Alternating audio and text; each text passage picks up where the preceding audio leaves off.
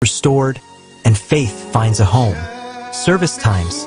Sundays at 8 a.m. to 1 p.m. Call 024 770.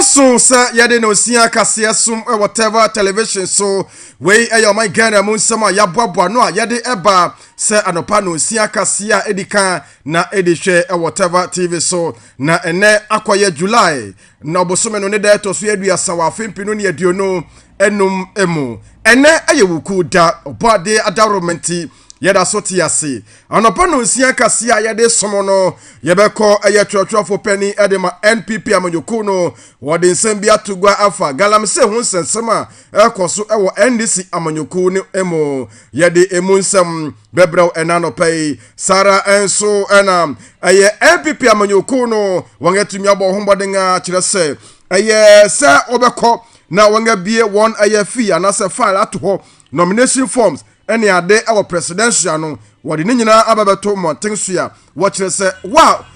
hu ye den na obetumi akofa forms no adaroma bomode na koi na akofa forms no ebi ensem bi ka we ho ene busua ya boaboa no a yade som se Anopa no nsia brem Kasea whatever television eso Facebook no ye wo ho sanso ena YouTube so ye wo ho a ho no mode obetumi adko na wako search ye Tevah Media ewo Facebook ena YouTube Tevah Media Facebook ena YouTube na wako search ye kama ewo so abusua ensem bi ka we ho ena yade som ena no pay ketro tubrimpon MCR ohwe se bibia betumi akonkan ede amayen ewo TV no eso wo frem of akofie siedu me yakua pemode hia media de ewo man bebre so Anopa yama wachen ama wakwaba ede oba Tevah television eso yemfan semono shase fama ode ana otwotwofo pani ede ma eye NPP amanyoku no Justin Frimpong kodua ene ne din na ode nsama tugwa afa NDC amanyoku no ti a wote akonwa so na afa galamse ene ne ekokoso anase wotu fama gudi wo man Ghana mo eno ena wura yi kire se na wonimu se anka NDC fu ibaide ne na wo position na woka se galamse no wo bapa obetu ase ene ade no onimu se NDC amanyoku no ba sa na wo beye ne pepepe na nso oye hwehwemu ahu se ampa NDC amanyoku de won abeje galamse ne kura pa aboso asen eye nana danko akufo ado eye nimpen so aninti osrepa se won aba won aka nwasama na won abade a won hwe na se de beya eye galamse na wotu mpanifo a wo NDC amanyoku no na afeso won pen so ekoso no ano ye den enti won hwe na wonyai se wo sei yen eye odomankuma bobre anase mpo obo ade kwa ibretu na afeso nsuwansuwa no wonyai ne sei ma yemma ye homboden na yemfa yewura Justin Frimpong kodua nenno efa emon ne okan efa galamseya ekoso mprempren ewo ama Ghana mu mayenko na yenkotie. The government is unprecedented. The manner in which people who are associated with the NDC, the party executives, their members are moving around freely and going into our forest reserves, going into water bodies to do galamsey, and even to the extent of driving away city agencies or officers from well-protected sites because they want to do galamsey is alarming. In fact, what we have witnessed in the last 7 years is so worse, so bad, and so dangerous for our country that we never witnessed such in the last 8 years of the NPP government. It's a shame. And we are calling on civil society organizations, our clergy, our CSOs, to stand up, to rise up and speak against what is happening to our water bodies and forest reserves. Indeed, if in the last 8 years they saw something wrong with the galamsey menace, then they should see something worse as happening under the NDC government. We are calling on them to speak against it. The other issue has to do with selective justice and abuse of power going on under this government. For the first time in our history, we are witnessing the reckless and politically motivated suspension of a sitting chief justice. Wey aye Ochwechwefo penny edema NPP amanyoku no osuru kokro kwa amanyoku no yewura Justin Frimpong Kodua ena yete ne nka no na yedaso ewo no sia Kasea so whatever television so na abusia enche kura na beto monten so se okopie mu TV do mantemu mekire boko ene ne mpatemu a ntokwabra ne bi apagya ne homere so pa a yosusu se eye kusasefo na afeso mamprisefo ena wode tokwa na abani ena msokura ama aban ade eye empanifo anasa asrafo akoho no se wonkohwe na eye asumdwei emra boko ene ne potam nyina na afi na nanom ahemfo na afi won a wakabi ewo mu ena wode won ano ato sa ensem wei emo eno ena eye General Secretary Edema Ghana Medical Association ewo my Ghana mu Dr. Richard eye Salome ode ensem ato emoten so na yewura Salom ede nsam tu gwa kire se ni ekoso ewo boko no eni yenyan pa eba de won adwuma no so ho a ase won adwuma no akoye biribi wo ho na santokwa ne mane homre so na da bia ntokwa wo ho na da bia ntokwa wo ho no mo a eba sa do amanfo be yare de amanfo be prepra no wo akwa yare sabia akohwe wo ho yare de nanso a doctor fo wo ho no no won so won kwa ho hia pa won kwa ho hia esane se nanu ya no doctor ni bi ono awo eye boko mpatem honom ede nsambatu gwa se de ekoso wo ho no se abaya nhwe na won aya won a wo ya pomude ho nsem wo ho no so abaya tumi ambeboa wa eni beye nyan pa eneti doctor eye Richard eye Salome enso ede nsambatu gwa se sana tede a association no betumi akabom akofa won a anasa doctor fi wo honom sane be ya enfo hawo ni ayro bia embo isane se won so won kwa enwo hia pa. As I speak, has expressed his desire to stay as long as he is safe. Of course, you have to live to let live. And so, at any time that he feels threatened, we will not hesitate to ensure that he's evacuated from the place. Because if he is not alive or he is harmed, he cannot even provide the services that he's sworn to provide. And so, for us, he has expressed his desire to continue serving until he feels unsafe. And so, we'll continue to support him. But then, once the place is unsafe, he ever feels unsafe at any moment, we will definitely ensure that he's evacuated from the place. Let me reiterate that beyond the Boku Township itself, this is escalating to the adjoining districts. It's not about just Boku itself, as you've heard from the discussion. This is fanning out into other areas. And so we think that it's important that government intervenes quickly, the leaders and the traditional authorities intervene quickly and bring peace and calm to Boku and then the area, so that professionals can render the service to them, and they can also go about their work in peace. Wey eya sumdwe nsama yewura Richard Salome ede atudwa wo kire se a doctor fo wo honom nkwa ho hia pa nanso se ebetumi aboa na ankwa ye boko ho ankasa na afi wode won bekọ ba bi foforo na wafi wakohwa yarefo esane se womanfo ho so nkwa ho hia na doctor fo no so nkwa ho hia na santokwa no ebetumi aba wanhwe yi a na ochina bi a doctor fo kura no wo ho akoda adwamu eno ne nsama yewura yi ede atugo a wo kire se abanhwe na san hyehye no so oni so emfama won ma yantu ya Kasea no so emfama e Tevah television so mamenka wo say ye wo Facebook and YouTube na Facebook no ye Tevah media YouTube so sa Tevah media wadaroma ubetumi akwa follow ye e so kama na afi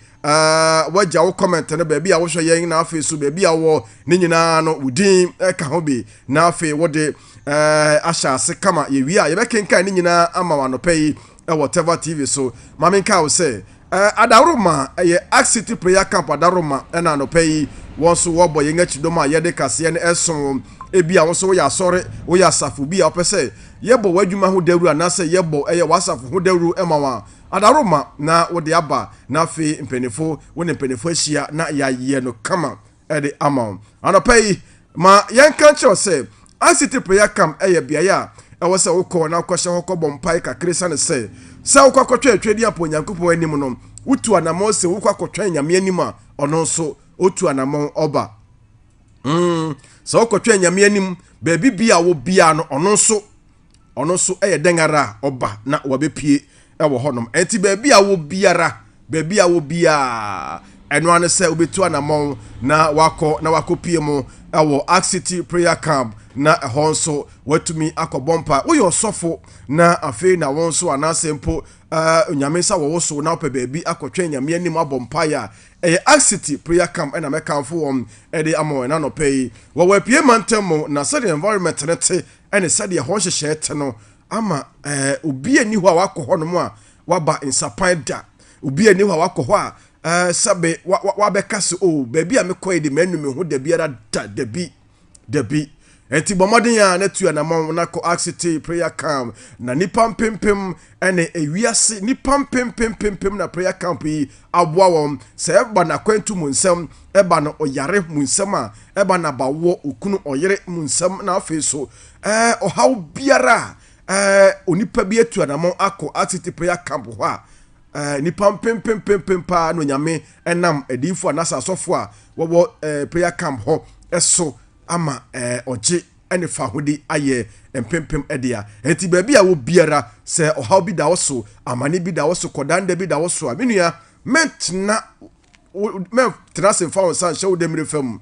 mɛserɛ paa sɛ wobɛtua namɔ yie na wakɔpie mu ɛwɔ Ark City prayer camp na wɔn nso wakɔbɔ mpae ebi wɔ hɔ a na wɔtwe mmienu ebi wɔ kora po tumi di na mmiɛnsa pɛ na kyɛ sɛ ne mpae bɔd sɛdeɛ wayɛ serious anaasɛ sɛdeɛ ɔne nyame bɛdi nkita ho ɛfa no ɛno na ɛbɛkyerɛ na ɔkɔ hɔ nso a asɔfo a wɔ hɔ nom ne adiifoɔ hɔ no nso bɛboa wo paa ɛwɔ mpaebɔ mu na afei wɔde wo ɛnam akwankyerɛ so sɛ wotumi di so na sɛ woyɛ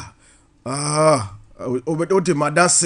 wadanse bɛba na waka sɛ wɔfa kofi asi edu kan ampa eti abusua baabi a wo biara tuanam na wo nso sɛ wowɔ haw mu nko ade a bɔmmɔden na kɔpie mu Ark City prayer camp apie mantam mu anyinasi Otafo Junction ɛna wɔwɔ bɔmmɔden na kɔpie mu ɛwɔ hɔnom diahama no na ɛyɛ wafrɛ wɔn 0247 701 364 0247 701 364 na tuanamom na kɔhɔnom na bra na abusua ma yɛkɔ abua kwa south mara hyɛ begwani yɛwɔ monyamfo Kingsley Ajimai na ɔde nsɛm ababeto mmɔnten so ɔkyerɛ sɛ empos yare a ɛtumi ɛyɛ odipa dasani honam na asapowapɔ bi ɛne nsansan bi egu ho a yɛfrɛ no empos anaasɛ monkeypox no yare no abɛgye ntere ha ɛwɔ Ghana ha paa na ɛhyɛ ase kakraa bi ɛna nei bɛyɛ ɔha bien ne akyi 200 and something ɛna yɛkyerɛ sɛ ɔman wei adodo na anaasɛ ɔmanfo enya saa yare no ebi na ɛno ɛna ɛyɛ mrahyɛ begwani ɛde mabu akwa south yɛwura Kingsley kyerɛ sɛ saa nsɛm wei ɛbaa no akɔyɛ sɛ aban no bɛbua aban no mmua aban no bɛbua bɛyɛ kakra ni no nipa mako ɔha bien na sɛbe wɔn sa ka saa yare bidi a na kyerɛ sɛ ɛwɔ sɛ aban ma ne homre so paa ɛna afei so apɔmuden asoɛ no ɛwɔ sɛ wɔma homre so ɛsane sɛ deɛ ɛkɔ no sɛ aban amfa hyehyɛ ngu ɛkɔ mu sɛdeɛ naano bi yare kodi awu bi bepie mu ɔman Ghana mu ɛyɛ COVID-19 baayɛ na bra no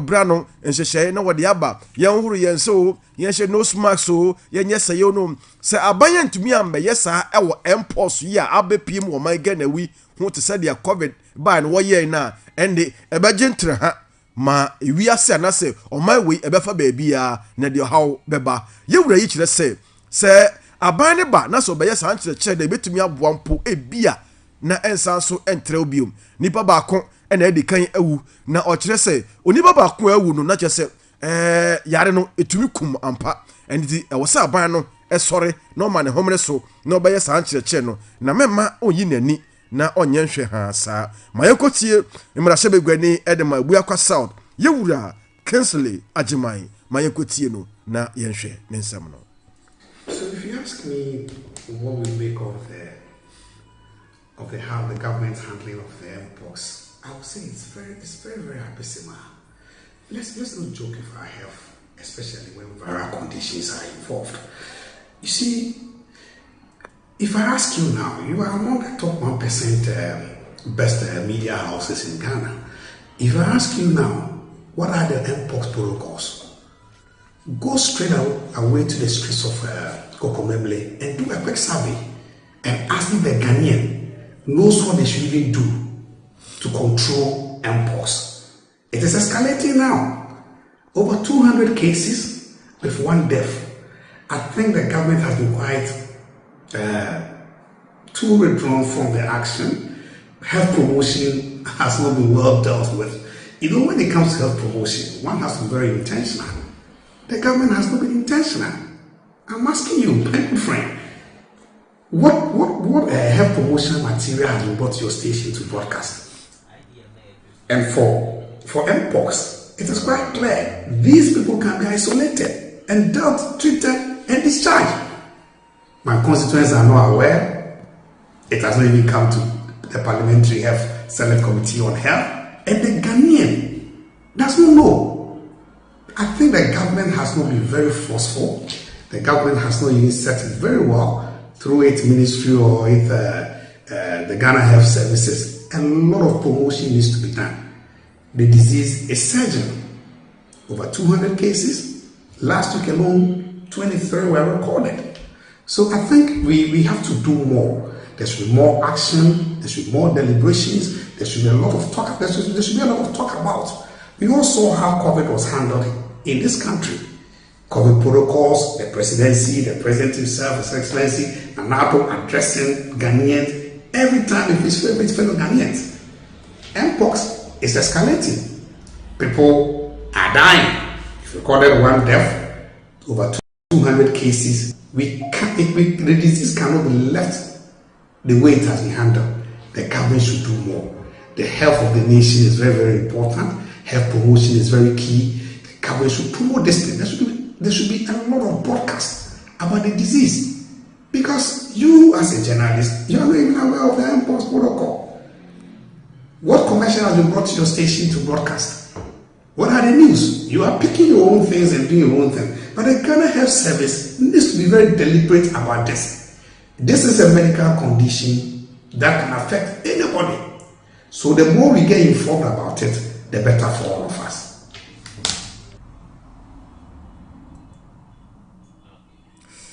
Ma yantu ya Kasea no so na yenkopie mu ewo NPP amanyoku no emo osunu kokro kwa amanyoku eno na ye meka wo ho asem yi na eno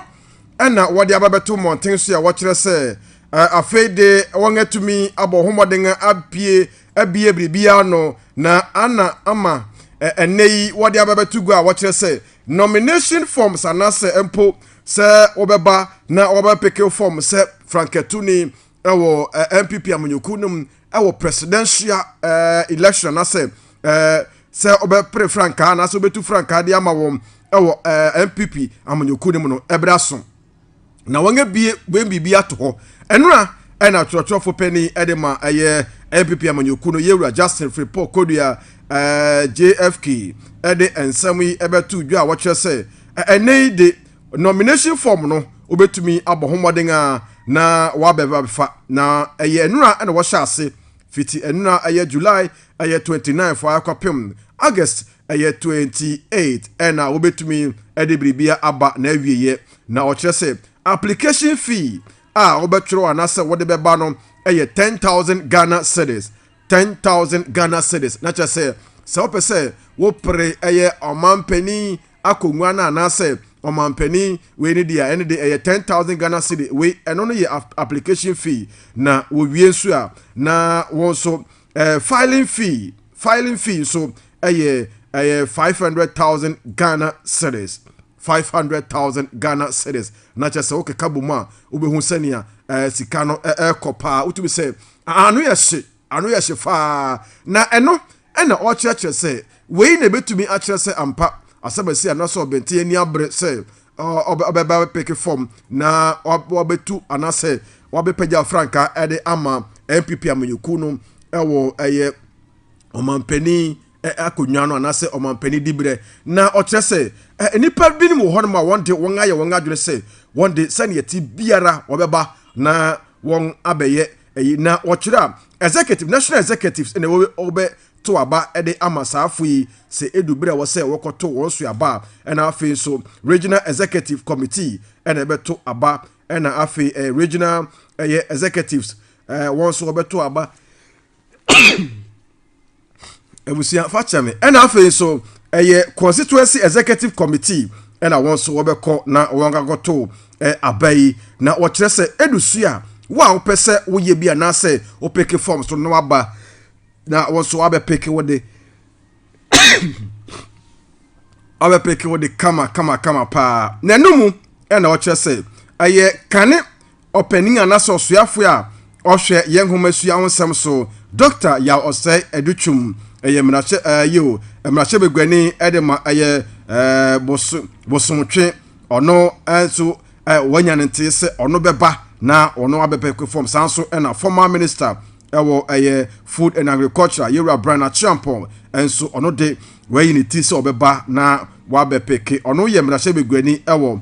abetifi eno no ewo kwawu na former member of parliament edema Sin Central Yura Kennedy akompreko Japan ono nso ochese wanyanente ya na so ono nso ojinamu se obeba na obefa ne forms no na afi former MPP general secretary Kwabena Japan ono nso ochese opanino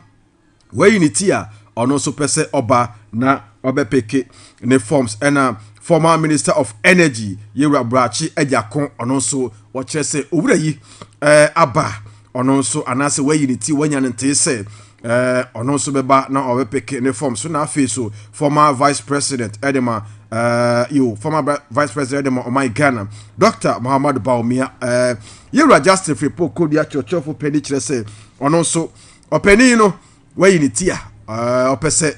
ono so obetu franka na so obefa ne forms na no kire se wonga bia tumu enura na wo hya ase ebe ekopem August bosom ne de to so Edio no anwetwi on the 28th of August and what did nyina beba na awi enti why krado na wani abrese won so opese obepeke forms a won so ekwan da ho a ewo so oba na obepeke won so o forms weni sama efi NPP amanyoku ne mu ede aba ma yetu aso na ekupiem wasante mantem ofeso south akuafo wo hodom na wo kire se aban no ni wondi ni yekura isa ne se eba no kuya yo ho sam a wobo ho moden pa edo koku afu no a enye efedi agori na eba ni nuru so a wototo na wodigu koku no so aban hye wombo ebra na aban weyi ni akonwa so na opposition no o kire se koku na woto no sabre no o na wo sa aban na wote akonwa so tumu ema wo na se de be ya akuafo so sabe wobetu enya bibi ebo won ata so na ene akuafo ya wo fe so south na watch say aban ne wondi ni ye kura enya aban na ka si obetra konwa no so a obehwe na koko bag ba ko akọ be ye 7,000 na 6,000 Ghana cedi na so aban we buy no o kire say won na mountain so no watch say uyokuani na se koko farmers na se mpo akuafo no ba anase won a woto koko no ba wo ho na wo ma obu bia e se wuje na no na akuafo si won te ase o aban we na opposition party no okan some we foforo kire wabetra ko wono so no eni ma sesa enti wosi won te ase enti aban enkasa o ma ne homre so na enye sa paade a ebe yasem enkoye ne say since omo bai omo ye manso me ye mu kokos mi ana me koto mi maduro na magu mi ana me foso ana ma bokoko no hombra ana mo so mo na mo beka me kra de ye MP bie ogba kire say koko no ye ne ya so ya antu enka wofu ado tum 7,000 obeka kire e wo bedabo enya mo hwe de asi se onu atwentwene no bo ontimi nka se wo to koko mu sei enka ya tete ho mpopoye dadaada nti ya de ya sam ne se koko no mu ka se wo mu tum anu nti na ma ya to abama no nti won fa ose enyo na ma de kopoku ho ya ufira hafo ya last me hu no station bi so o ka kire se oba na ka ho aka de za kwa me nkroma panzo nya koko board ka ho be wo keka kande toto bi campaign won nya no nsakra na adwene be won hafo ha koko na hwe no na won hu akua ba che nkoyie de di ameka se nkoyie no wo ya ne campaign wo di tum te yesisi akuafo nti wo ba koko oba tum bum na MPP wo so kora na kufu ado tu koko no no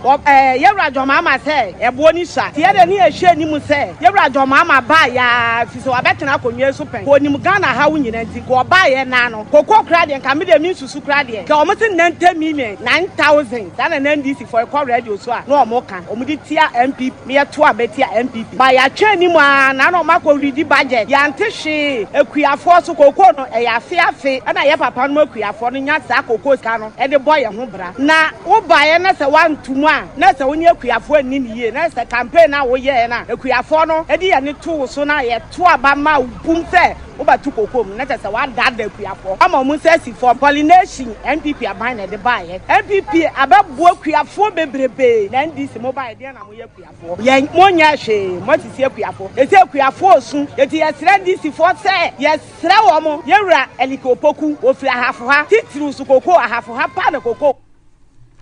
enkoye ne se we ye papa mo ne ye mama ma kuafo a ewo offiso south ena yete won kano Anopa no sia kase ena wani gusu a wo hwe na wutie ewo Tevah television so eno ma yekọ wie nsam no kura na yemfa nkọ ne nkokora bomu ewo management anase penifo a wo Ghana web na Ghana web site a yefa yen kase ahoro bebre na efi na wode odo abodomu nano ebeto monten so oman Ghana nyanya pa na afeso ayroho na eto oman Ghana ewi abese no nano beye nansa se nanu a etwam opani kunini a ono otonyum wo man Ghana mum eba no high life reggae ene ne keka ho a otonyum pa Charles Kojofosu a dodo da body din se Daddy Lumba onyankopon to nsa afre no nano neno enenura mpanifo a wowo Ghana web adwumanim eko abusuafo anase yewura anase ye papaya waka nchine na abusuafo wonom ekochiaye esanso ko sign krata ye beka se good book of condolence eko sign krata edemam abusuafo yi neno ena wokoya wobisa wamane a wochese no koresem ni asam no wote no na wompese wobeka ho asam isane se akwai se da biya anasa afi biya no yebo yewura yi awuto wobete se Daddy Lumba we say Daddy Lumba wu no nti na won wotwentwen so kakra enura ena wo se wotu saa na mo no nti wo kire se won abayi ni nyina odo na afensu nchia se de beya wobetumi ehun hyehyeye wo ho na won so won akoye nsentro adwuma yi anase dawurubo adwuma yi won so atumi ehu kwan obefa so aka wonsam afa na enura ebra wokopie mo ewo yem papa Daddy Lumba ene na abusuafo anase abusuafo honom no ensem bi se ena wode eto edwa ma yenkwe na yenkotie na yenhwe de yekoso wobra wokopie mo ewo ye papa wanya ni baby ko Daddy Lumba efi honom ma yenko na yenkotie na yenhwe de yekoso ho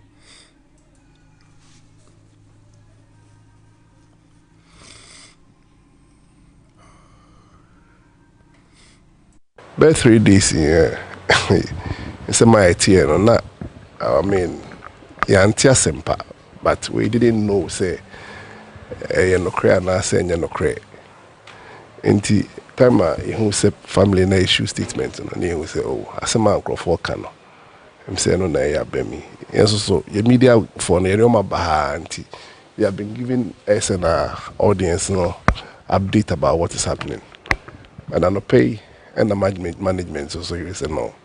Ebusunya de abase be pin book of condolence. Say sad and be manager say mama ho kwan say e betimi so aba na ebusunya for be commiserate with ebusunya for no. Enti bye dey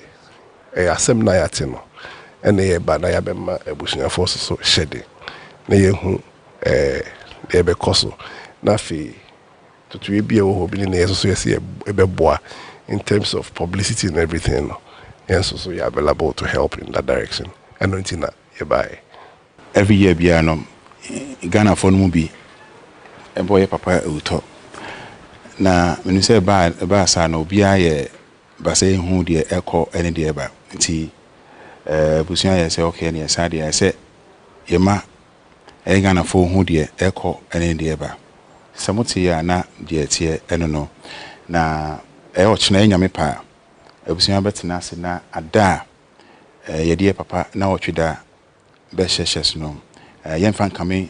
ewiase ebe ma obi aso ate na se na wote won frama mu no concerning press release and then I'm abontino sanity. You know, Kasea, a book of condolence, be a video, and I think in the radio station, North Legon, a DL 106.9, and I'll call Kumasi so Angel,